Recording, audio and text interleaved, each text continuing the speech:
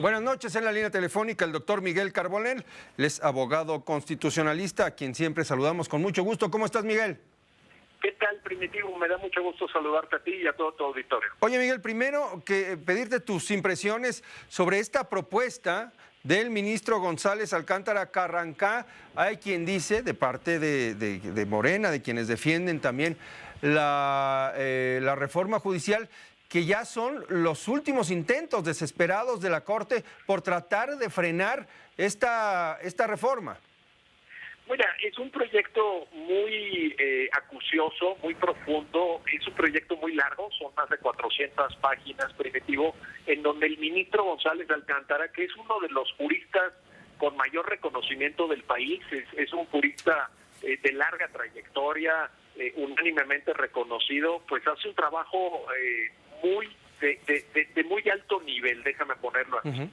Entonces, como muy bien se anotaba hace unos segundos en tu noticia, en tu espacio, pues obviamente hay una distinción entre los cargos más altos, el Consejo de la Judicatura, la Suprema Corte, el Tribunal Electoral, de aquellos cargos que sí son como de carrera, que son magistrados y jueces, tanto a nivel federal como local. Entonces me parece que es la forma correcta de analizarlo, y me parece que va a dar lugar a una muy interesante discusión en el Pleno de la Suprema Corte. ¿Qué tendría que pasar para que avance este proyecto, Miguel? Pues se requiere pues simplemente la discusión, el análisis de los integrantes de la Corte, que algunos ya han ido perfilando su punto de vista. Ya sabemos un poco cómo está la postura, digamos, del bloque más pro-oficialista, digamos, que son estas tres ministras, y pues el bloque de los 8 restantes integrantes del Pleno. Entonces, pues yo creo que podría seguramente en esta dirección quedar la votación y se aprobaría en esos términos. Y se podría aplicar, y lo digo simplemente por el debate en el que estamos atorados, este debate más político que jurídico, pero que tiene pues unas posiciones que simplemente no se pueden encontrar. Morena diciendo no se puede meter la Suprema Corte con una reforma constitucional. Estamos hablando de este término que para muchos era desconocido hasta hace muy poco, de la supremacía constitucional. Y a lo que voy es que, pues, ¿qué va a pasar si la Suprema Corte avala un proyecto que no le gusta a la mayoría política en el Congreso y en el Poder Ejecutivo? No es remoto el escenario que estás planteando, es bastante probable que eso suceda, y es lo que nos tiene a todo el país, varios de nosotros lo hemos considerado de esta manera, ante una crisis constitucional. O sea, no es un tema menor. Estamos frente a una crisis por desconocimiento ya desde los amparos que se han tramitado, las suspensiones, el desacato de autoridades legislativas, de autoridades ejecutivas, el desconocimiento de las facultades de los jueces para ir resolviendo este tema, y probablemente el discurso oficialista sigue en la misma línea, incluso teniendo una confrontación con el Tribunal Constitucional de México, la corte más importante del país. Entonces, sí se vislumbra esto que tú ahorita planteas, y vamos a ver ahí. Yo creo que en último término va a quedar a criterio de la titular de la jefatura del Estado, que es la presidenta Claudia Sheinbaum, en su función arbitral, pues para decir para dónde se va esto. Pero en el punto en el que nos encontramos, lo cierto es que la Corte está haciendo su trabajo, está haciendo su tarea, ahí está el proyecto, hay que leerlo, hay que analizarlo. Como digo, es un proyecto muy complejo, muy técnico, y nos va a dar para discutir, creo yo, cosas muy importantes para el país. Oye, Miguel, dices, estamos ante una crisis constitucional. ¿No estamos ya en una crisis cuando dos poderes del Estado se niegan a cumplir las decisiones judiciales y deciden no encarrilarse por los cauces legales para impugnar dichas decisiones? ¿No se está pues desconociendo a un poder de la Federación?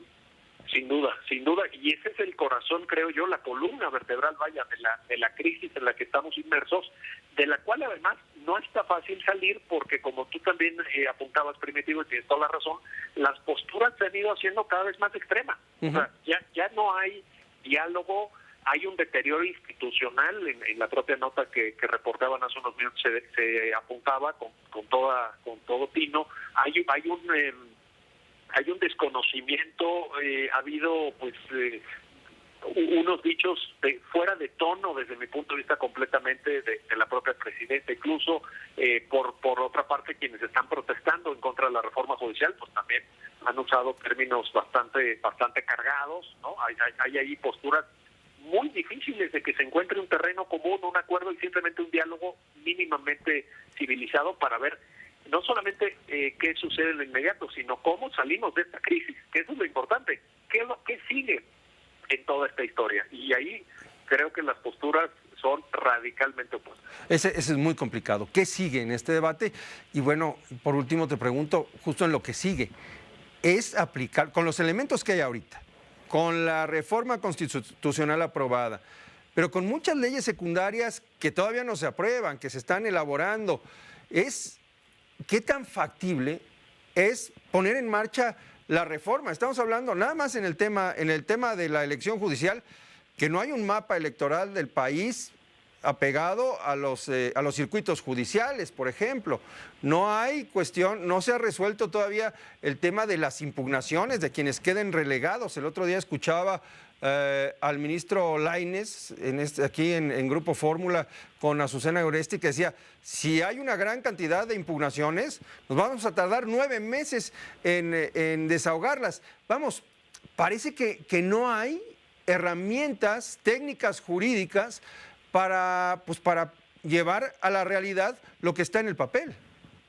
Sí, hay muchas cuestiones que quizá me atrevo a pensar, Primitivo, que no se pensaron bien o se legisló un poquito con un poquito de prisa.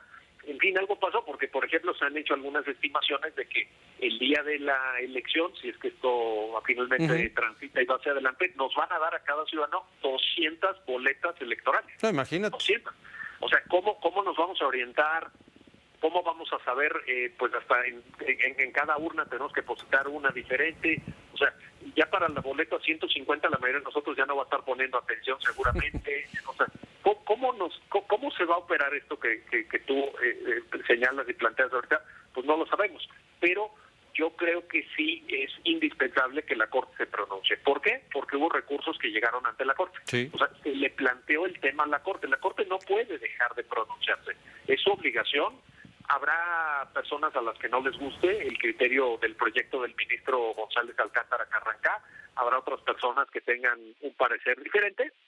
Pero la democracia es eso, el pluralismo, son diferentes puntos de vista y eso nos enriquece a todos. Entonces, vamos a ver al final qué postura toma también la propia presidenta Claudia Sheinbaum. Muy bien. Miguel, muchas gracias, como siempre. Un abrazo, Primitivo. Hasta pronto. Fuerte abrazo para ti también, Miguel Carbonell, constitucionalista.